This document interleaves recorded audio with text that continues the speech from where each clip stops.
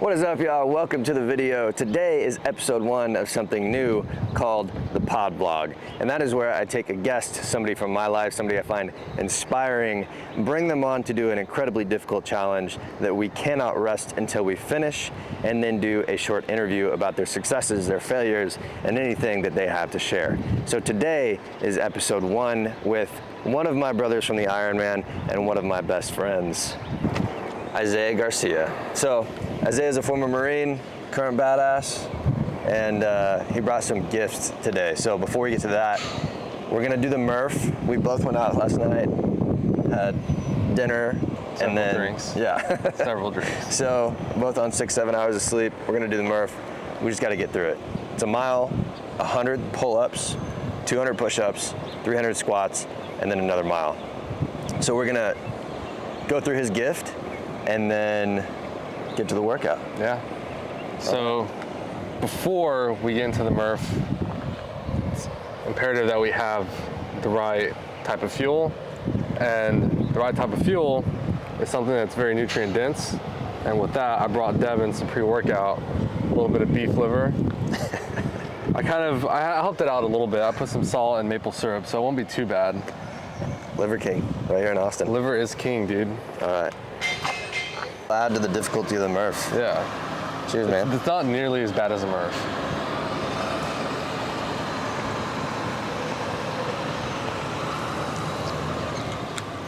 It's not good. Almost tastes like ginger.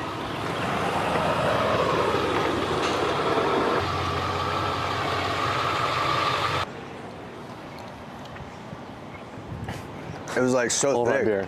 I couldn't swallow it, dude. That's what she said. Oh, yeah, that was not good. Oh. All right, so I'm throwing up later, and that comes back up. I probably won't know if it's part of my lung or the liver, but here we go. Coming in, flex. I just wanna win, LABB, who we running with, 2, 2, 3, 3. I'm on 10 again, State your name. Mile 1 down, 100 pull-ups. Damn, he did it again. I just flipped the pain. Stripping and dipping in bass, slab on everything. Swimming, you sinking away, cause I got big racks coming. I put my low racks on it. I ain't skip past losses, I had to get back off it. See the fit lab on it until they whip my coffin. Money clip, I tossed it, I heard it's big bags on big bags on big bags coming, coming in, flex. I just wanna win, LABB, who we running with, 2, 2, 3, 3. I'm on 10 again. Pump up the action. 100 done. I'm active. If he never heard of being dope, he just napping. Jackson's off the rapping. Keep it on my body, bitch, I'm broke if you asking. Don't gotta sell him, Mosialis, flawless, broken whips as long as it is foreign. Heard you want it cause the yam's enormous. What's in since she isn't gorgeous? Live my life, last name of Morgan Freeman. Trying to touch a forest, do not know when knocking on the door is. Came in, did it like the Porsches. Coming in, flex. I just wanna win, LABB, who we running with, 2, 2, 3, 3. I'm on 10 again. Okay, alright. Coming in, flex. I just wanna win, LABB, who we running with, 2, 2, 3, 3. I'm on 10, 10, 10,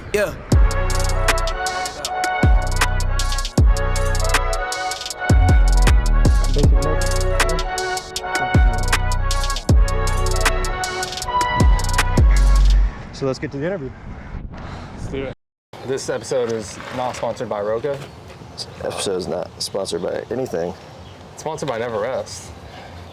So if you want to sponsor us, feel free. We guarantee at least one view of video. I get 2 or 3. Dude, I have a video that has over 100 views. Really? Yeah. I think I saw that one actually. Yeah. That was pretty cool. It was the ice bath video. I thought it was Was pretty it? good. It was really long. Did you expect it to be Yeah. over 100 views? Yeah. I think it'll pick up. All right, man. It's all about you. All right, cool. It's all about you. It's weird. Like So- talking about myself. Yeah, this is good. I think this is good for everybody. And I'm happy you came on. Yeah, So- thanks for having me. We just did the Murph. How many times do you think you've done a Murph? Close to 40. 40 your whole life? Yeah. So what is the most memorable workout? Painful, memorable, like not necessarily an event. It could be something like the Ironman, but what's the most memorable workout you've ever had and why? I've ever had. I mean, there's a few that stick out, but I can't think of just one. If I had to pick one, probably an event. The Ironman was great. It was a great experience, but I would have to say probably, honestly, the David Goggins challenge probably sticks out. Maybe because it's the most, which one? The 4x48. The one we did? Yeah, the one that we did together. That one was tough. That one's probably the most memorable. That's a good point. Yeah. Also probably the most fresh, but yeah. Yeah. So let's backtrack. Correct me where I'm wrong. You got out of high school, went straight to the Marines. What'd you do in the Marines? I did tanks for about 1.5 years. So operated a tank, drove it, shot it, loaded it. Who'd you shoot? Who'd I shoot? I don't even know. That's why you're so big, it makes sense. Okay. Yeah, dude, but that was a phenomenal time. Fucking loved it. It's some slave work, but it's fun. I mean, you have the biggest gun on the battlefield. Yeah. So, but you're also the biggest bullet magnet. So Yeah. It comes with its perks and pros and cons to it. And then after that, I got accepted. They did, they just kind of did a HIST. So basically what it was they took a bunch of people in the Marine Corps with a certain time in service, and they looked at all your numbers, like PFT scores, ASVAB scores, everything. They selected a few people, and you had to go put in a package. And from there, the program was called MSG, so it's just Marine Security Guard, just diplomatic security. Okay. So went to the school, did that for a couple months, got selected, and then went overseas for 3 years and did diplomatic security. Awesome. Yeah, so 5 years, all in all. And you got out. Yeah, and then I got out. Why did you get out, or what's next? What are you working on now? Got out just because I felt like my time was already done. Wasn't exactly able to do what I wanted to do at the time, so figured I'd just pull that string and be done with it. And then, so now, currently, I just got a job at Apple. So that's what's next for me as far as my career goes. So, related to the Marine Corps, your professional career going forward, whatever, what is your why? What gets you out of bed in the morning? It's a good question. And be honest. Yeah. If it's women, if it's demons, Yeah. whatever it is. Coffee. Coffee, honestly. Good point. Coffee. And today's sponsor is Beverest Coffee. Isaiah's Coffee. Yeah, man, that's a good question. I mean, my alarm clock definitely gets me out of bed. But I don't know, man. It's just the drive to be the best version of myself, I would say, is probably what gets me up every morning, roughly 5:30, 6:30 every morning between that time. And then just I want to build something for my family. So my family has come from long generations of poverty through, like, you know, being in Mexico and whatnot, and then coming to the United States and still kind of like balancing between like middle class and poor. And so I would say for me, it's to kind of be that generational change, which is why I do things that nobody in my family's ever done. I've had family who served in the military, but even outside of that is why I get up every day. It's just because I'm on this mission to create something for my family for generations to come.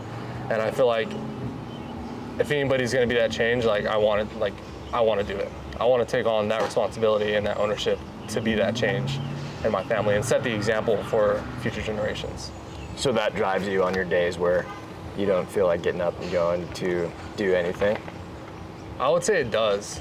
Do you have any? Honestly, it's not even, there's days where it's not even just that. I think it's just the discipline aspect.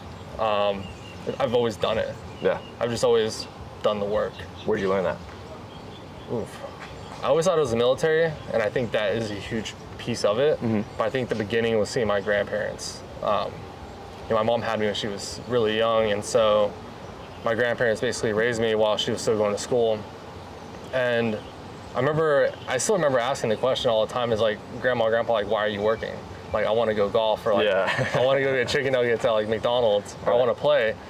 And they're like, we got to work, like, we have to pay the bills, like, we have to do this. And I was like, shut up, me. Yeah, I never got it. I never like, I mean, I was like 4 or 5. Yeah.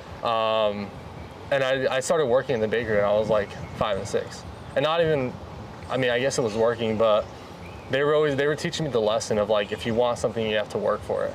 And so, I would clean windows, or I would like help them with the pans or whatever.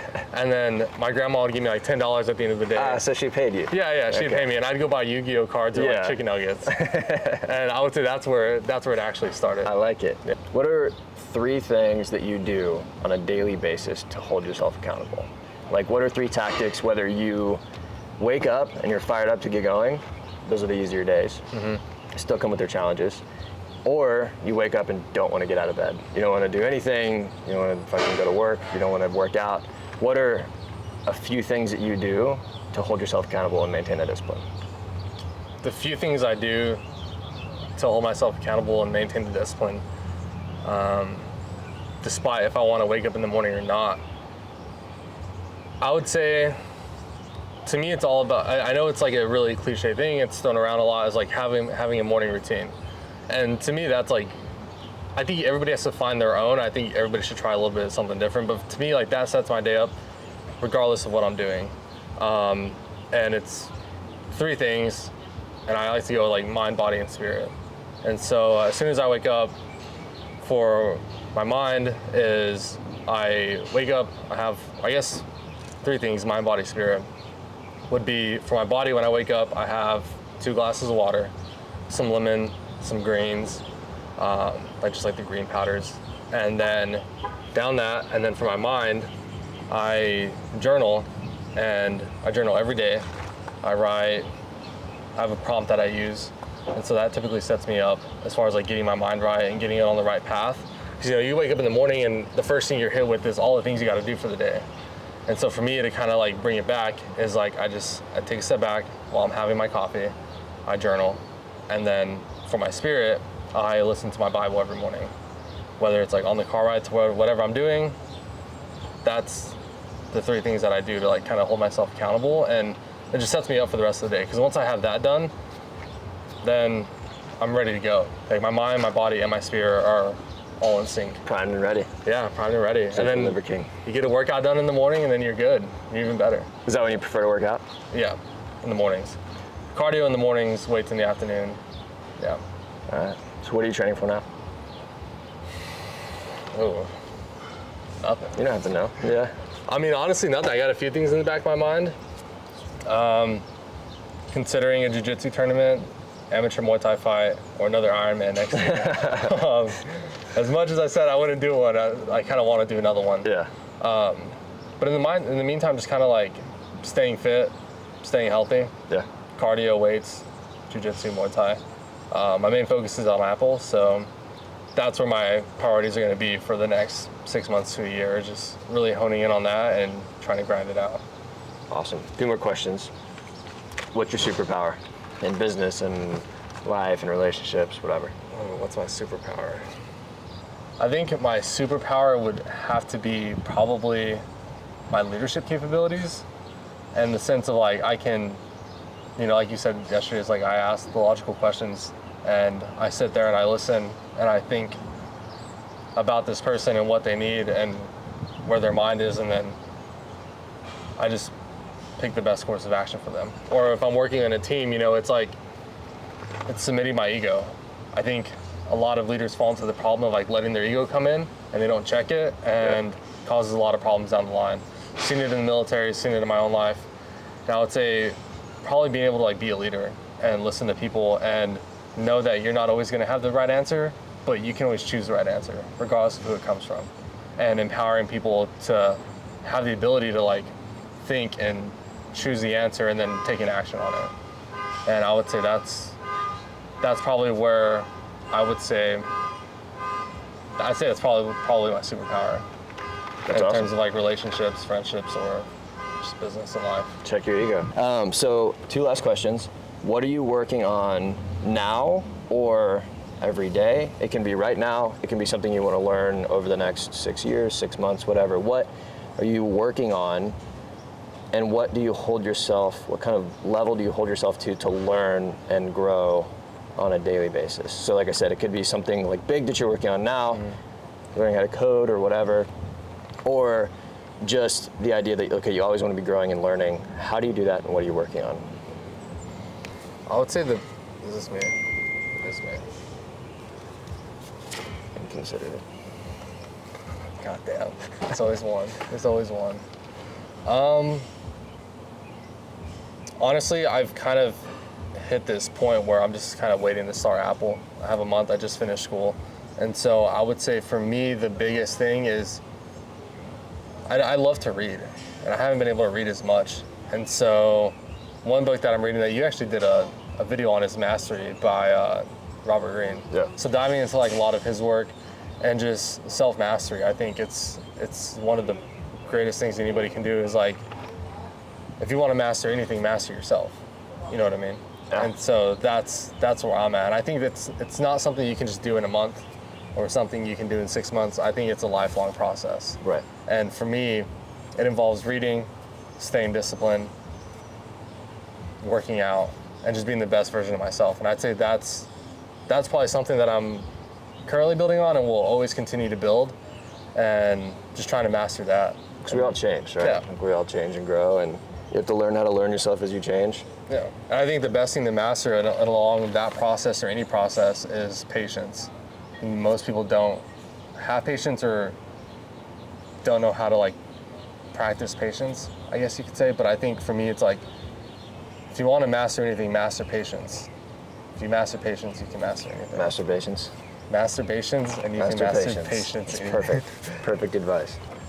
With the never rest brand in mind, like, what's the most memorable thing that you've done that was like not necessarily miserable, but you had this end goal in mind? Let's take, for example, a homework assignment. Yeah. You didn't finish it until it was done. You didn't sleep, you didn't rest, you didn't quit. What's the most memorable thing you have, and what was your takeaway from it? Honestly, the most memorable thing I had was the Ironman, because I started in 2020, did the Murph every day for 30-day challenge. It was like, what's next? Saw a half Ironman, thought that'd be cool. Kind of thought about going Special Forces. I was like, well, I need to do cardio because all I do is lift weights, and I'm fucking slow. I can't run. And I can't really swim well. I was a lifeguard, but I was like, I can't swim well. So I was like, half Ironman. It's a good lifeguard. Yeah. I remember like I was gonna do a half Ironman, saw a video on a full Ironman, showed it to a dude I worked with, and he's like, that's crazy. I was like, yeah, like I could never do that. Like, that's ridiculous. Started training for the half, and this was 2020. This is about 3 months into 2020, so like March timeframe. And I was like, you know, then it got canceled, and I was like, well, this isn't so bad. Like, probably do a full. Like, why not? So I was like, screw it. So I signed up for a full. Trained for like another 5 months, and then got canceled because it was COVID. Yeah. So stopped training in October, and then literally just did weights for 3 months. 4 or 5 months, actually. Yeah. May comes around, 2021, I meet you guys. Y'all are training for one. It's like, you know what, like, I set my mind to this goal. Like, I'm gonna do it regardless. Like, I can't just go 7 months or 5 months training for something and not do it, despite what obstacles have been thrown in my way. Getting out of the military, COVID, it being canceled, everything. And so it got a little bit more personal, and I was like, you know what, like, I'm gonna do this. And so signed up for the one in Florida, trained 6 months, completed it. One of the best days of my life, top 3 for sure. And I think the biggest takeaway I had from that was, honestly, it's nothing crazy. It's really just like kind of being a man of your word. And like, if you say you're gonna do something and you make that commitment to yourself, like you sign that contract, like that's it. Like, you're gonna do it despite what happens, right? Despite if you have to pull all-nighters, if you can't sleep, if you're sleep deprived, if it gets canceled or whatever gets thrown in your way, like, you said you're gonna do something, do it. And don't settle for something less. Like, do something that scares you. Say you're gonna do it and do it. Yeah. And I would say that's probably my biggest takeaway. Well, you guys definitely helped hold me accountable. Yeah. You know, there were days where like we didn't want to go to do workouts or whatever, and there was always someone in the group that was like, suck it up. There's always that one Let's go to person. battle. Yeah, there's always that one person. Yeah, we barely did rest, like literally over that 6 month period. Dude, yeah, it was a rough time. It was fun though. Yeah. Your swim was awesome. I just held onto the boat in front of me, and it was great. It was brutal. Yeah, y'all were a big help though, man. Like, training for it by myself in the beginning was brutal. Like, it's you. You're alone in that. Yeah. Like there's no one that's gonna wake you up on or the race. hold you accountable. Exactly. Yeah. And so having a group to train with is good, man. Like through the Ironman, I found like surrounding yourself with the right people can really push you to do more than what you're capable of. Like I know it's like, I think until you get in that and you find that those people in that arena, like then you know what it's about. And it helps you to like kind of pick your people more or less. Definitely. So yeah, man. You gotta have the right people to carry you along. Yeah, exactly. You're Well, one dude, of them, so thank you. Thanks for the interview. Yeah, man, thanks for having me. Guys, like the video, subscribe. See you in the next one.